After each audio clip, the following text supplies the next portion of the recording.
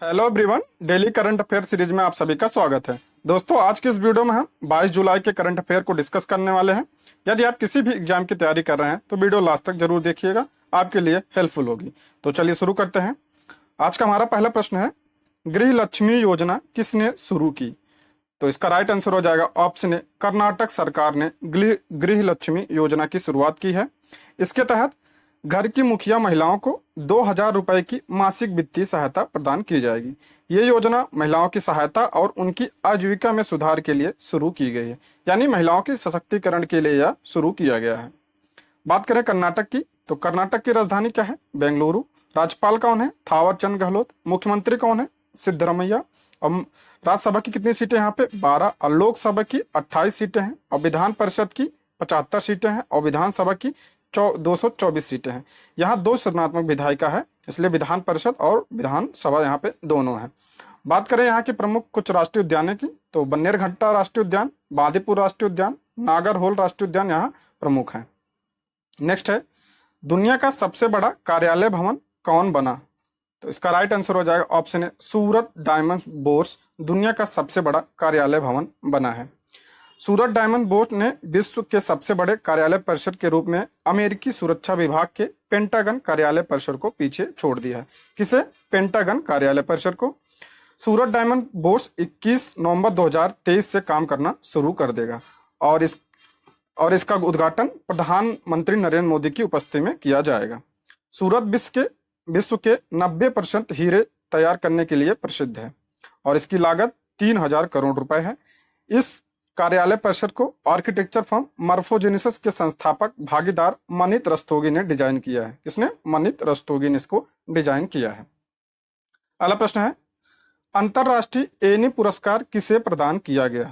तो इसका right answer हो जाएगा ऑप्शन ए, थलापिल प्रदीप को अंतरराष्ट्रीय एनी पुरस्कार प्रदान किया गया है। IIT मद्रास के प्रोफेसर हैं ये, इन्हें यह ऊर्जा और पर्यावरण के क्षेत्र में इन्हें यह अवार्ड मिला है। एनी एक वैश्विक ऊर्जा कंपनी है जिसका मुख्यालय कहाँ है? रोम, इटली में इसका मुख्यालय है। इसी के द्वारा यह अवार्ड दिया जाता है। यह अवार्ड 3 श्रेणियों में दिया जाता है, एनर्जी ट्रांजिशन, एनर्जी फ्रंटियर्स और उन्नत पर्यावरण समाधान। यह 3 श्रेणी में इसको दिया जाता है। और पर्यावरण क्षेत्र में किसे मिला है? प्रोफेसर थल्लापिल प्रदीप को यह अवार्ड मिला है। और ऊर्जा के क्षेत्र में किसे मिला है? यू हुआंग और जेरी फरी आर लॉन्ग को यह मिला है, जो कैलिफोर्निया विश्वविद्यालय के प्रोफेसर हैं। और एनर्जी फ्रंटियर के क्षेत्र में मैथ्यू रोसिंस्की को मिला है, ये लिवरपूल विश्वविद्यालय यूके के प्रोफेसर हैं। प्रोफेसर प्रदीप का शोध उन्नत नैनोस्केल सामग्रियों का उपयोग करके किफायती और स्वच्छ जल समाधान पर केंद्रित है। अब हम कुछ पुरस्कारों के बारे में देख लेते हैं। प्रिट्जर आर्किटेक्चर पुरस्कार 2023 किसे मिला? सर डेविड एलन चिपरफील्ड को यह मिला है। और 32वां सरस्वती सम्मान तमिल लेखक शिव शंकरी को उनकी पुस्तक सूर्यवंशम के लिए। और 32वां व्यास सम्मान हिंदी लेखक डॉक्टर ज्ञान चतुर्वेदी उनके उपन्यास पागल खाना के लिए।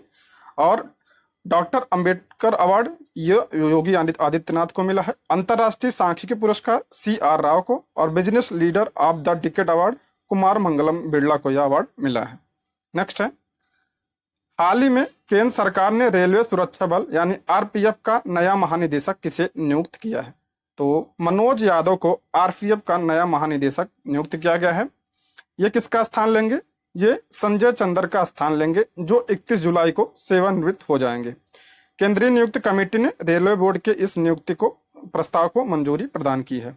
बात करें RPF की, तो इसकी स्थापना कब हुई थी? 7 जुलाई 1872 को इसकी स्थापना हुई थी। और इसका हेडक्वार्टर कहाँ है? नई दिल्ली में इसका हेडक्वार्टर है। दोस्तों, यदि आप हमारे चैनल पर नए हैं तो प्लीज चैनल को सब्सक्राइब करें। यदि आपको वीडियो पसंद आती है तो लाइक, शेयर और कमेंट भी करें। और अगर आप इसका PDF चाहते हैं तो ज्वाइन कीजिए हमारे टेलीग्राम चैनल को, जिसका लिंक आपको डिस्क्रिप्शन बॉक्स या कमेंट बॉक्स में मिल जाएगा। तो आगे देखते हैं। अगला प्रश्न है, हुलाक गिब्बन के संरक्षण के लिए कहां पर बैठक हुई? तो इसका राइट आंसर हो जाएगा ऑप्शन ए, चीन में बैठक हुई है। हुलाक गिब्बन बंदर है, इसके संरक्षण के लिए चीन में बैठक हुई है। हाल ही में ग्लोबल गिब्बन नेटवर्क GGN ने चीन के हैनान प्रांत के हाईकोउ में अपनी उद्घाटन बैठक आयोजित की है। ये बंदर पूर्वोत्तर भारत, बांग्लादेश, म्यांमार और दक्षिण चीन के वन क्षेत्रों में पाए जाते हैं। ये है वो बंदर। और अंतरराष्ट्रीय प्रकृति संरक्षण संघ की रेड लिस्ट में पश्चिमी हुलाक को लुप्तप्राय और पूर्वी हुलाक को असुरक्षित की श्रेणी में रखा गया है। अगला प्रश्न है, इन्वेस्ट इंडिया की प्रबंध निदेशक और सीईओ कौन बना? तो इसका राइट आंसर हो जाएगा निवृत्त राय को इन्वेस्ट इंडिया का प्रबंध निदेशक और सीईओ बनाया गया है।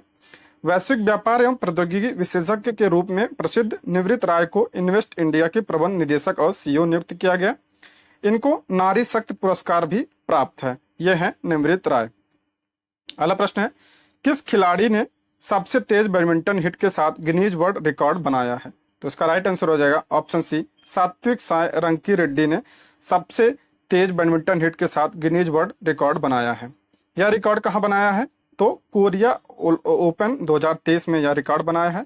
सात्विक साईराज रंकी रेड्डी का स्मैश 565 किलोमीटर पर घंटा की अविश्वसनीय गति तक पहुंच गया।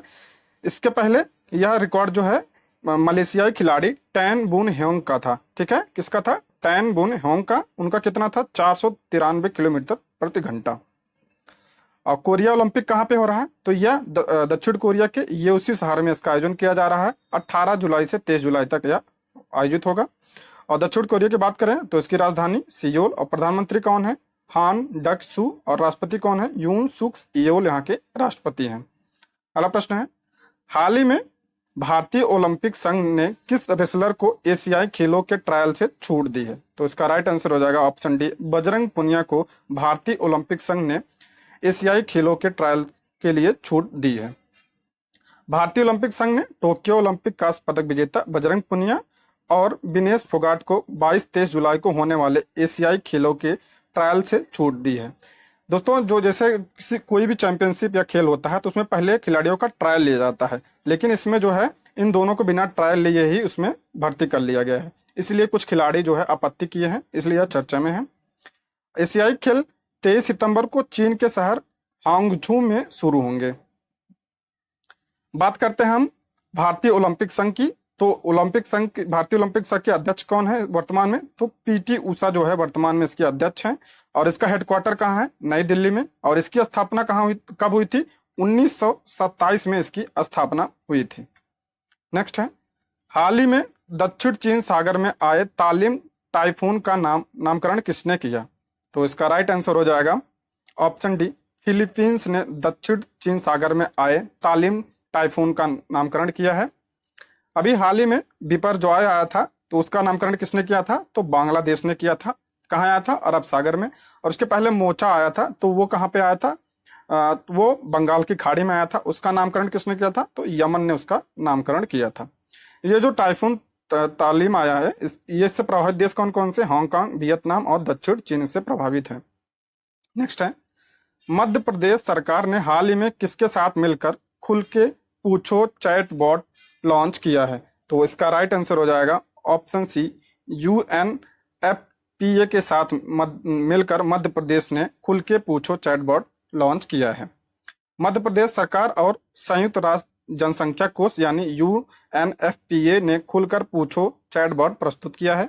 जस्ट आस्क यानी खुल के पूछो कृत्रिम बुद्धिमत्ता से युक्त एक चैटबॉट है, जिसे किशोरों और युवा वयस्कों और को यौन और प्रजनन स्वास्थ्य अधिकार और सामाजिक मुद्दों पर सही एवं सुलभ तरीके से जानकारी देने के लिए यह विकसित किया गया है। बात करें मध्य प्रदेश की, तो इसकी राजधानी कहाँ है? भोपाल। मुख्यमंत्री कौन है? शिवराज सिंह। और गवर्नर कौन है? गंगूभाई छगन भाई पटेल यहाँ के वर्तमान में गवर्नर हैं।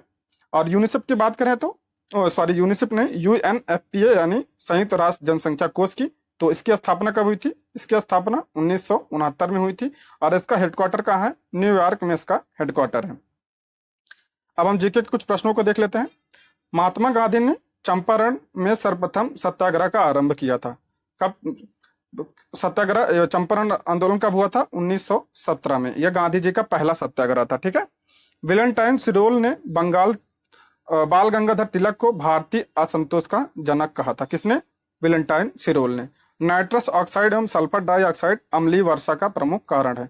अम्लीय वर्षा किसके कारण होता है? नाइट्रस ऑक्साइड एवं सल्फर डाइऑक्साइड के कारण। और भारत में गुजरात राज्य की समुद्र तट रेखा सर्वाधिक है। और 5 जून को पर्यावरण दिवस मनाया जाता है। दूध में कौन सा प्रोटीन होता है? तो केसिन प्रोटीन होता रहा। और अंगुत्तर निकाय बौद्ध साहित्य में सर्वप्रथम 16 महाजनपदों का उल्लेख मिलता है। 16 महाजनपदों का उल्लेख कहाँ मिलता है? अंगुत्तर निकाय बौद्ध साहित्य है। और गुप्त काल में मुद्रा राक्षस नामक पुस्तक की रचना किसने की थी? तो विशाख दत्त ने मुद्रा राक्षस की रचना की थी। यह है टेस्ट के प्रश्न। हाल ही में चर्चा में रहा रामगढ़ विषधारी टाइगर रिजर्व किस राज्य में स्थित है? इसका उत्तर आप कमेंट बॉक्स में लिख के बताइए। ये रहे आज के प्रश्न। Thank you for watching.